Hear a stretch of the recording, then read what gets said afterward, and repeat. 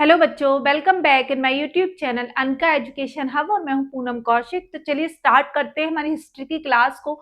आज हम लोग सिंधु सभ्यता में मोस्ट इम्पोर्टेंट नगर को पढ़ने वाले हैं, जिसका कि इतिहास ये मान के चलिए कि बहुत ब्राइट है। वहां से हमें बहुत सी अच्छी चीजें मिली हैं और ये जो क्षेत्र है, ये जो नगर है, ये सिंधु सभ्यता का नवीनतम स्थल है जो खुदाई में मिला है। अभी ये नया स्थान है। ठीक है, तो चलिए स्टार्ट करते हैं। वीडियो को शुरू करने से पहले अगर अभी तक आपने मेरे चैनल को सब्सक्राइब नहीं किया है तो सब्सक्राइब जरूर करें और बेल आइकन दबाना ना भूलें। ठीक है, चलिए स्टार्ट करते हैं। धौलावीरा। तो आज हम लोग जो सिंधु सभ्यता में जिस नगर को पढ़ेंगे उसका क्या नाम है बच्चों? धौलावीरा। ये एक नवीनतम नगर है, आपको ये भी याद रखना है, एक नवीनतम नगर है। धौलावीरा का जो अर्थ होता है बच्चों, इसका जो अर्थ होता है, शाब्दिक अर्थ अगर हम देखें तो सफेद कुआं। सफेद कुआं। ठीक है, अगर आपसे पूछा जाए कि धौला कुआं का एक शाब्दिक अर्थ क्या है तो धौलावीरा का तो सफेद कुआं। ठीक है, अब जो इसकी जो स्थिति है ये कहां पर है? ये भारत में है। धौलावीरा हमारे यहाँ खुदाई में मिला है।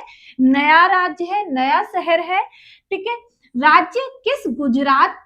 ये गुजरात के अंतर्गत आता है। ठीक है, भारत में गुजरात में जिला कच्छ जिले में, गुजरात के कच्छ जिले में धौलावीरा स्थित है।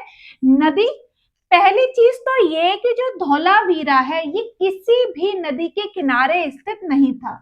ठीक है, किसी भी नदी के किनारे स्थित नहीं था। आपको इस चीज के लिए कंफ्यूज नहीं होना है। धौलावीरा किसी भी नदी के किनारे पर स्थित नहीं था, बल्कि ये दो नदियां मानसर व मानहर, क्या नाम है नदियों के? मानसर और मानहर नदियों के बीच का जो खादर बेल्ट होती है उसके किनारे पर यह स्थित था। खादर बेल्ट क्या होती है?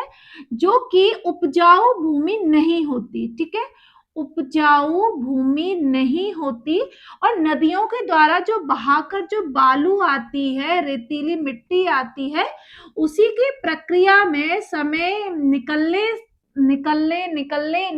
के बाद जब ये क्षेत्र जो होता है खादर में परिवर्तित हो जाता है। ठीक है, तो जो धौलावीरा था वो मानसर व मानहर नदियों के बीच खादर बेल्ट पर स्थित था। ठीक है, ये चीजें हो गई। नदी के किनारे वो नहीं था। शाब्दिक अर्थ मैंने आपको ऊपर बता दिया, सफेद कुआं। ठीक है, अब इसकी खोज किसने करी? तो 1967 से 1968 के बीच में इस स्थान की खोज हुई। किसके द्वारा हुई? हमारे इतिहासकार डॉक्टर जगपति जोशी। डॉक्टर जगपति जोशी ने ही धौलावीरा की खोज की। अब धौलावीरा की खुदाई या उत्खनन किसके द्वारा हुआ? तो जो उत्खनन हुआ था बच्चों वो 1990 और 1991 में आरएस विस्ट के द्वारा खुदाई शुरू हुई थी। ठीक है, मैंने आपको पिछली वीडियो में भी बताया था जब हम कालीगंगा को पढ़ रहे थे कि उत्खनन और खुदाई एक ही शब्द है। खोज को आप उत्खनन नहीं समझना। कुछ बच्चे क्या करते हैं कि खोज वाले जो डॉक्टर होते हैं या जो व्यक्ति इतिहासकार होता है उसी को ही वो उत्खनन वाला मान लेते हैं, लेकिन नहीं। खोज करी है डॉक्टर जगपति जोशी ने और उत्खनन कार्य हुआ है धौलावीरा का आरएस विस्ट के द्वारा।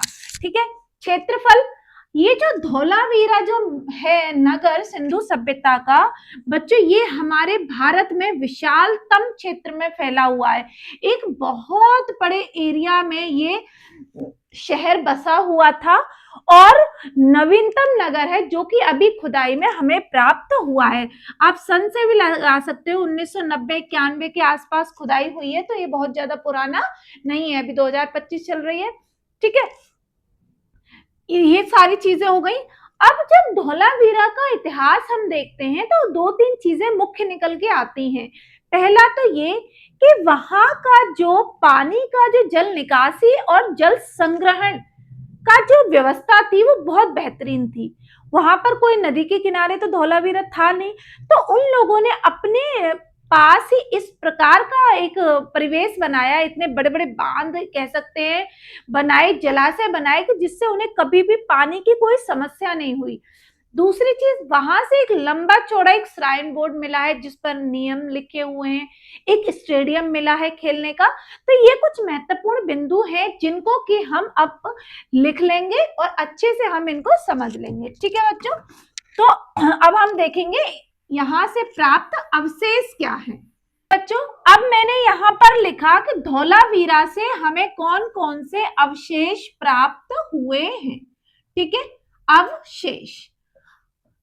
एक चीज और है बच्चों कि उस सभ्यता से जब हमें, जो हमारी सिंधु सभ्यता है या फिर विश्व की कोई भी सभ्यता, अगर वहां के हमें निशानदेही के तौर पर कुछ चीजें प्राप्त होती हैं तो वो हमारे भविष्य को संवारने के लिए और अतीत से सबक सीखने के लिए भी जरूरी होती है।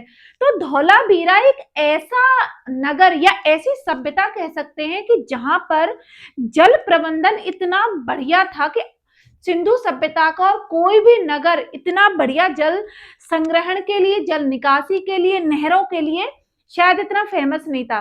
वहां के जो लोग थे वो कोई बहुत बड़े कारीगर नहीं थे, लेकिन वहां के साधारण जनमानस ने ही एक दूसरे का सहयोग करके इस प्रकार के बांध बना दिए, इस प्रकार की नहरों का जाल बिछा दिया था एक तरह से धौलावीरा में, क्योंकि उन्हें पानी के लिए बहुत दूर तक जाना पड़ता था। तो इन लोगों ने जहां से मुख्य धारा जो नदियां बह रही थी वहां से इस प्रकार का इन्होंने प्रबंधन बनाए, इस प्रकार के कुएं कह सकते हैं खुदाई करके इस प्रकार की स्थिति प्राप्त करी कि धौलावीरा में कभी भी जल की दिक्कत नहीं हुई। और इसी कारण धौलावीरा को हम जलाशय नगरी भी कहते हैं। मोस्ट इंपोर्टेंट टॉपिक पूछा जाता है कि जलाशय की नगरी किसको कहा जाता है, तो धौलावीरा को जलाशयों की नगरी कहा जाता है। धौलावीरा से बच्चों हमें कितनी संख्या में,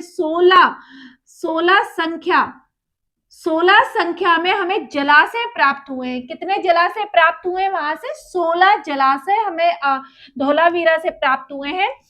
इस जलाशय नगरी में जो जल संग्रहण यानी कि जल को इकट्ठा करना, जल निकासी, जल को निकालना और नहरों के साक्ष्य हमें प्राप्त हुए हैं।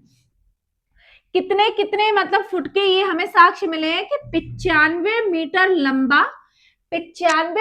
लंबा, 11.42 मीटर चौड़ाई, ठीक है, और लगभग 4 मीटर गहरे ये जो नहरें हुआ करती थी। ठीक है, तो 95 मीटर लंबी, 11.42 मीटर चौड़ाई और 4 मीटर तक लगभग गहरी थी। ये जो धौलावीरा था बच्चों, ये जो शहर था ये 3 भागों में बटा हुआ था। कितने भागों में बटा हुआ था? 3 भागों में बटा हुआ था। पहला था ऊपरी दुर्ग, दूसरा था मध्यम दुर्ग और तीसरा था निचला दुर्ग। यानी कि ये जो नगर था इस प्रकार के क्रम में बटा हुआ था। ठीक है, चौथे नंबर क्या है? खेल के मैदान। खेल के मैदान पर खेल के मैदान, ये जो धौलावीरा है इसको खेलों के मैदान के नाम से भी जाना जाता है। क्वेश्चन ये भी बनता है कि खेलों का मैदान कौन सी सभ्यता थी? तो सिंधु सभ्यता थी। किस नगर से खेलों के मैदानों की प्राप्ति होती है? तो धौलावीरा से हमें खेलों के मैदानों की प्राप्ति होती है।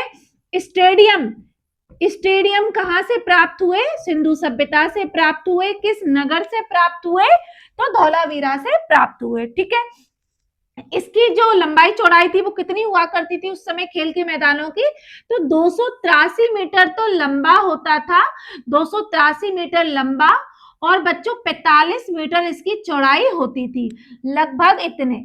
ठीक है, 5वें नंबर का क्या अवशेष है कि 17 अक्षरों वाला एक लेख प्राप्त हुआ है जिसको कि हम श्राइन बोर्ड या सूचना पट के नाम से जानते हैं। तो 17 अक्षरों का क्या मिला है वहां से? श्राइन बोर्ड मिला है। 16 संख्या किस चीज की है धौलावीरा में? तो जलाशयों की 16 संख्या है। ठीक है, 7वां है खगोलीय वेधशाला, यानी कि धौलावीरा में खगोलीय वेधशाला प्राप्त हुई है जिसे ऐसा मानते हैं कि विश्व की ये प्राचीनतम वेधशाला है, प्राचीनतम वेधशाला है। ऐसा भी कहा जाता है कि इस वेधशाला से पहले विश्व में कोई भी ऐसा नगर नहीं था जहां से खगोलीय गणना या इनकी शुरुआत होती हो या मानी जाती हो। तो जो धौलावीरा था वही एकमात्र, जिसे हम प्राचीनतम साक्ष्य भी कह सकते हैं कि वहां से हमें खगोलीय वेधशाला प्राप्त हुई है। ठीक है बच्चों, तो हमें वहां से क्या क्या अवशेष प्राप्त हुए? एक तो जलाशय की नगरी कहते हैं, जलाशय मिले हैं 16 जिनकी संख्या है, जो ये 3 भागों में बटा हुआ था। दुर्ग, खेलों के मैदान प्राप्त हुए हैं, 16 अक्षरों का श्राइन बोर्ड प्राप्त हुआ है और एक खगोलीय वेधशाला प्राप्त हुई है। धौलावीरा के बाद बच्चों जो नवीनतम जो एक और नगर है वो है हमारा हरियाणा का राखीगढ़ी। राखीगढ़ी, ठीक है, तो राखीगढ़ी क्या है? धौलावीरा से भी एक नवीनतम नगर है जिसको कि 2021 में सरकार ने उसको अपने में समायोजित किया है।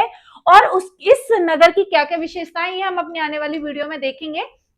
तो आज हमने धौलावीरा को अच्छे से समझ लिया, इसकी खुदाई किसने करी, खोजकर्ता कौन थे, क्या इस नगर की विशेषताएं थी, इसका शाब्दिक अर्थ क्या था, सारी चीजों को हमने जान लिया है। ठीक है, और मुझे उम्मीद है कि इससे ज्यादा आपके एग्जाम में कुछ भी नहीं पूछा जाएगा। ठीक है, तो चलिए फिर मिलते हैं अगली बार एक नई क्लास में एक नए टॉपिक के साथ। तब तक बने रहिए हमारे साथ। Bye bye, Radhe Radhe.